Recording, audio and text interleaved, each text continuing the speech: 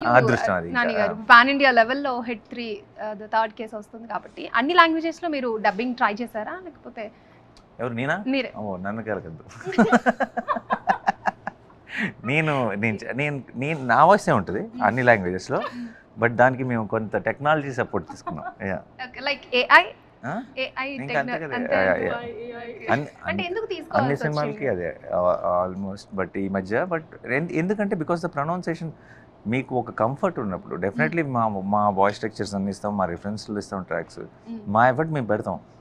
But at the same time AI వాళ్ళ advantage ఏంటంటే what ever basically చాలా ఏ అని అనలేము ఒక వర్డ్లో, ఎందుకంటే చాలా టెక్నాలజీస్ డెవలప్ అవుతుంది. వాయిస్ సాఫ్ట్వేర్ టైం సేవ్ అవుతుంది అండ్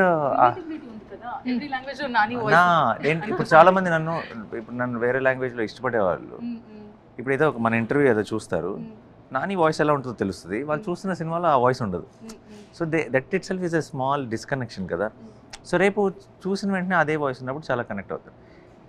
దీనివల్ల ఏంటంటే ఈ టెక్నాలజీస్ ఉన్నప్పుడు ఏంటంటే ప్రొనౌన్సియేషన్ కానీ అన్నిటిని కూడా అబ్సల్యూట్లీ కరెక్ట్ చేసేస్తుంది. ఇప్పుడు నేనే డబ్ చేసుకున్నాను ఆహా కళ్యాణం అనే సినిమాకి తమిళ్లో. అందరు రివ్యూస్లో ఏం రాశారంటే చాలా ఏమంటారు, తెలుగు అబ్బాయి తమిళ్ మాట్లాడినట్టు తెలిసిపోతుంది బట్ చాలా క్యూట్గా ఉంది అని రాశారు. They gave a compliment but you can still figure out that I'm not, నేను అక్కడ లోకల్ కాదని తెలిసిపోతుంది.